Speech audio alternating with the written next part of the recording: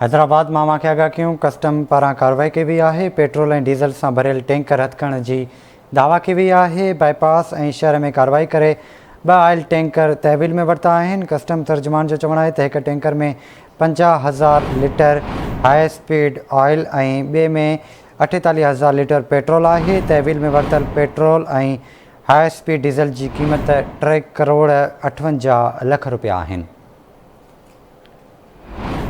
हैदराबाद में कस्टम कार्रवाई कई आहे। पेट्रोल ऐं डीज़ल सां भरियल टैंकर हथ करण जी दावा कई वई आहे। बाईपास ऐं शहर में कार्रवाई करे 2 ऑयल टैंकर तहवील में वरिता विया आहिनि। कस्टम तर्जुमान जो चवणु आहे त हिक टैंकर में 50,000 लीटर हाई स्पीड ऑयल ऐं ॿिए में 48,000 लीटर पेट्रोल आहे।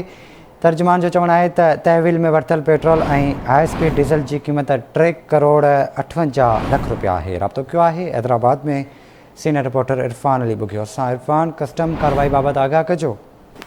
ही कस्टम हैदराबाद जे अमलदारनि तरफ़ां हैदराबाद बाईपास ऐं शहर में कार्रवाई कंदे इस्मगल थियल 2 ऑयल टैंकर्स खे ज़ब्त करण जी दावा कई वई आहे।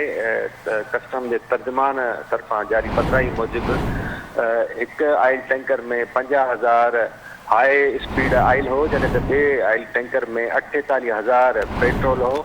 ॿिन्ही जी मालियत 3 करोड़ 58 लख रुपया ॿुधाई वञे थी। कस्टम अमलदारनि मूजिबि ॿिन्ही ऑयल टैंकर्स खे ज़ब्त करे केस दाख़िल कयो वियो आहे, जॾहिं त जवाबदारनि जी गिरफ़्तारीअ लाइ कोशिशूं शुरू कई वियूं आहिनि। जी ठीकु आहे इरफान, वॾी महिरबानी अव्हां जी तफ़सील खां करण लाइ।